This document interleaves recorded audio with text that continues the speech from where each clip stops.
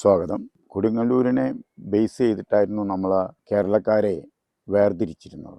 പൊതുവേ കൊടുങ്ങല്ലൂരിൻ്റെ വടക്ക് ഭാഗത്തുള്ള ആളുകളെ വടക്കരെന്നും കൊടുങ്ങല്ലൂരിന് തെക്ക് ഭാഗത്തുള്ള ആളുകളെ നമ്മൾ തെക്കരും എന്നായിരുന്നു വിശേഷിപ്പിച്ചിരുന്നത്. നമ്മുടെ ആചാരക്രമത്തിൽ നമ്മുടെ ഭാഗത്ത് വടക്കേ മലബാറിൽ പറച്ചിപെറ്റ പന്തീരുകുലത്തിന് വലിയ പ്രാധാന്യമായിരുന്നു. അവർ ഒക്കെ തന്നെ അവരുടേതായ കുലാചാര മര്യാദകളും ധർമ്മങ്ങളും ഒക്കെ ചെയ്തു പോന്നിരുന്നു. എന്നാൽ ഈ സമൂഹത്തിനെ മുഴുവൻ ഭരിച്ചിരുന്നത് അന്നത്തെ നായകന്മാരായിരുന്ന നായർ കമ്മ്യൂണിറ്റി ആയിരുന്നു. നായർ കമ്മ്യൂണിറ്റി തന്നെ ഞാൻ പറഞ്ഞിട്ടുണ്ട്, പരശുരാമനിൽ നിന്ന് ക്രിയ പഠിച്ചതുകൊണ്ട് അവർ ക്രയത്തിൽ നായന്മാരാകുകയും പിന്നീട് അത് ലോപിച്ച് കിരിയത്തിൽ നായന്മാരാകുകയാണ് ചെയ്തത്.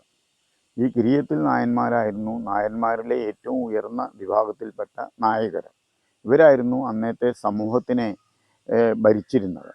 രാജാവിൻ്റെ കീഴിൽ സമൂഹത്തിനെ ഉച്ചനീചത്വങ്ങളില്ലാതെയാക്കാനും രാജാക്കന്മാർക്ക് വേണ്ട നായർ പടയെ സൈന്യത്തെ കൊടുത്തിരുന്നതൊക്കെ ഇവരായിരുന്നു.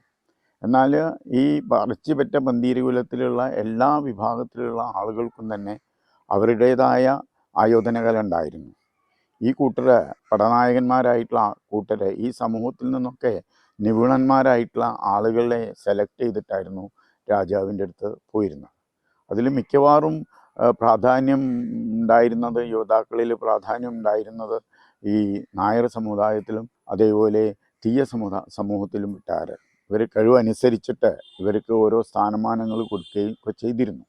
ഇങ്ങനെയായിരുന്നു പണ്ട് ഉണ്ടായിരുന്ന ഒരു സമ്പ്രദായം. തെക്കൻ കേരളത്തിലുള്ള ആളുകളും തന്നെ ആയോധനകല അഭ്യസിച്ചവരും ശ്രേഷ്ഠരായ ആൾക്കാരൊക്കെ തെക്കൻ കേരളത്തിലും ഉണ്ടായിട്ടുണ്ട്. പണ്ട് കാലത്ത് നെയ്യാറ്റിൻകര, മാവേലിക്കര എന്നിടങ്ങളിലൊക്കെ വിദഗ്ധരായിട്ടുള്ള പോരാളികൾ ഉണ്ടായിരുന്നു എന്നാണ് പറഞ്ഞു കേട്ടിട്ടുള്ളത്.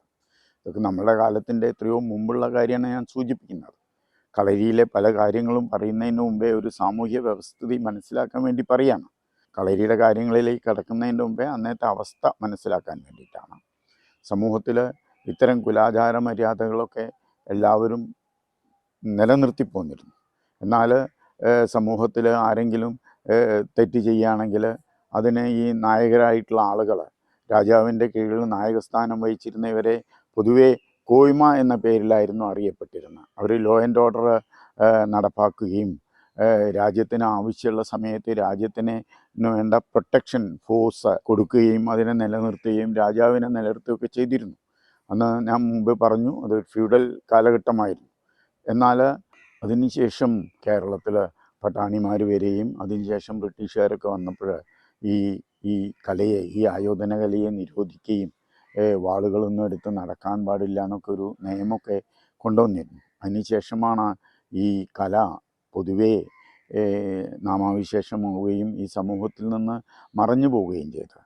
എന്നാൽ പിന്നെ അതും മാത്രമല്ല, തോക്കിൻ്റെ ആവിർഭാവവും തോക്ക് വന്നത് മുതൽ, പീരങ്കി വന്നത് മുതലൊക്കെ യുദ്ധത്തിന് ഇത്തരം യോദ്ധാക്കളുടെ ആവശ്യം കുറഞ്ഞു വരികയൊക്കെ ചെയ്യുകയുണ്ടായിട്ടുണ്ട്.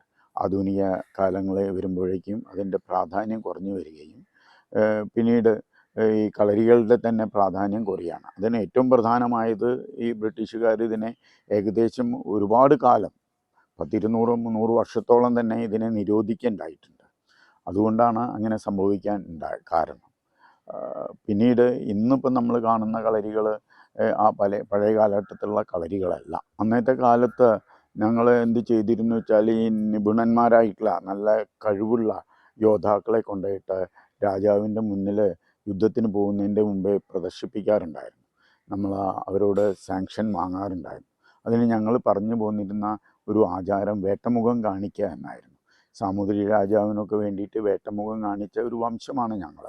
എന്നിട്ട് യുദ്ധം ജയിക്കുകയും ധാരാളം ഭൂമിയൊക്കെ ഞങ്ങൾക്ക് സ്വന്തമായി തന്നെ പതിച്ചു തരികയും മറ്റൊക്കെ ഉണ്ടായിട്ടുണ്ട്. യുദ്ധത്തിന് പോകുന്ന സമയത്ത് രാജാവിന് ഉറപ്പ് കൊടുക്കുന്ന ഒരു ആചാരമായിരുന്നു, ഞങ്ങൾ പോയിട്ടുണ്ടെങ്കിൽ യോദ്ധാക്കൾ പോയാൽ എന്തായാലും ജയിക്കും എന്നുള്ള ഒരു ഉറപ്പ് കൊടുക്കലാണ്. കളരിയിൽ 1-ാം സ്ഥാനമേ ഉള്ളൂ, 2-ാം സ്ഥാനമില്ല. 1-ാം സ്ഥാനം എന്ന് പറഞ്ഞാൽ ജയിക്കുക, 2-ാം സ്ഥാനം എന്ന് പറഞ്ഞിട്ടുണ്ടെങ്കിൽ അഭിമാനികളായ ഇവരൊക്കെ തന്നെ മരണം സ്വീകരിക്കുകയാണ് ചെയ്യുക, തോറ്റ് മടങ്ങാറില്ല. തോൽക്കുന്നവൻ മരണം സ്വീകരിക്കുകയാണ്. അത് അവർ അഭിമാനമായിട്ട് കരുതിയിരുന്നു അന്നത്തെ ആളുകൾ. വേട്ടമുഖം കാണിക്കുക എന്ന ആചാരം ഇന്നത്തെ കാലത്ത് കാട്ടാൻ പറ്റില്ല. പൂർവികർ ചെയ്ത കാര്യം ഇന്ന് പറയുകയാണെങ്കിൽ ഇന്ന് പറയാൻ തന്നെ അത് സാധിക്കില്ല. കാരണം എല്ലാവരും തന്നെ മരിക്കാനായിട്ട് തയ്യാറായിട്ട് രാജാവിൻ്റെ മുമ്പിൽ നിൽക്കുകയാണ് ചെയ്യുക. കാരണം രാജ്യത്തിൻ്റെ സാമൂഹ്യ വ്യവസ്ഥിതിയെ നിലനിർത്തിയിരുന്നതും സമൂഹത്തിലെ ധർമ്മം നിലനിർത്തിയിരുന്നതൊക്കെ ഈ പട നയിച്ചിരുന്നവരും ഈ യോദ്ധാക്കളായിരുന്നു. നമ്മൾക്ക് തന്നെ അത് നമ്മളുടെ കേരള ചരിത്രത്തിൽ തന്നെ നോക്കിയാൽ കാണാൻ കഴിയും. ഏത് രാജാവിൻ്റെയും പടനായകൻ ഒരു നായരായിരിക്കും.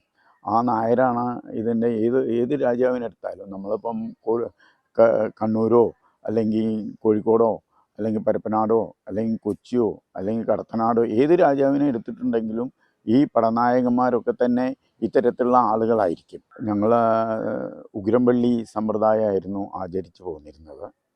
അത് പണ്ട് കാലത്ത് 64 അടി കളരിയിൽ ആയിരുന്നു ചെയ്തിരുന്നത്. പിന്നീട് ഞാൻ പറയേണ്ടായിട്ടുണ്ട്, കായിക കളരിയിൽ 42 ഈരടി കളരിയിലാണ് ഇപ്പോൾ ചെയ്തു പോരുന്നത്. ഇന്ന് കാണുന്ന കളരിയിലുള്ള സമ്പ്രദായങ്ങളല്ല ഞങ്ങൾ ആചരിച്ചിരുന്നത്. ഇന്ന് കാണുന്നതിന് വ്യത്യസ്തമായിട്ട് ഞങ്ങൾ തോൽപ്പുറം സമ്പ്രദായം എന്ന് പറഞ്ഞ കളരിയായിരുന്നു, ശൈലിയായിരുന്നു ആചരിച്ചു പോന്നിരുന്നത്.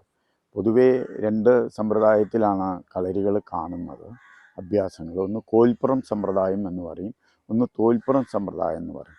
ഈ തോൽപ്പുറം സമ്പ്രദായത്തിലാണ് അന്നത്തെ കാലത്ത് ആളങ്കവും യുദ്ധമൊക്കെ ചെയ്തത്. അപ്പോൾ തോൽപ്പുറം സമ്പ്രദായം നമ്മൾ എഫിഷ്യൻ്റായ കുട്ടികൾക്ക് കളരിയിൽ വന്നു കഴിഞ്ഞാൽ കുറച്ച് കാലം പ്രാക്ടീസ് ചെയ്ത് കഴിഞ്ഞാൽ ഞങ്ങളെ സമ്പ്രദായമാണ് പഠിപ്പിക്കുന്നത്. അത് ഇന്ന് കാണുന്ന മാതിരി ഉള്ള സമ്പ്രദായമല്ല.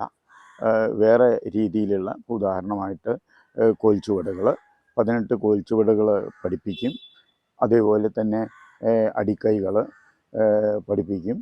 പോരാത്തതിന് എങ്ങനെയാണ് വീച്ചിലുകൾ, ഈ യുദ്ധത്തിന് പോകുന്ന സമയത്ത് ആയുധങ്ങൾ എങ്ങനെയാണ് പ്രയോഗിക്കുക, ഇത്തരം കാര്യങ്ങളൊക്കെ ചെയ്യും. പിന്നെ 64 കളങ്ങൾ ചവിട്ടും. അതിൽ നമ്മൾ വജ്രാംഗം എന്നൊക്കെ പറഞ്ഞിട്ടുള്ള അംഗങ്ങൾ, ആയുധാഭ്യാസങ്ങൾ ചെയ്യായിരുന്നു.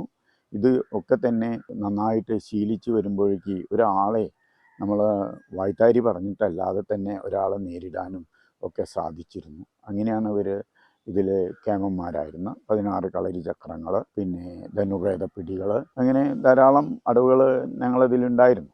അതൊക്കെ ഇപ്പോഴും നിലനിർത്തി പോകാൻ വേണ്ടിയിട്ടാണ് ഇത് പറയുന്നത്. അതൊക്കെ അറിയാത്ത ആളുകൾക്ക് പറഞ്ഞു കൊടുക്കാനും എന്താണെന്നത് സംസാരിക്കാനൊക്കെ വേണ്ടിയിട്ടാണ് നമ്മൾ ചെയ്യുന്നത്. പ്രധാനമായിട്ടും സ്വസ്തിക് സുദർശൻ എന്ന് പറഞ്ഞൊരു അഭ്യാസം ഉണ്ടായിരുന്നു.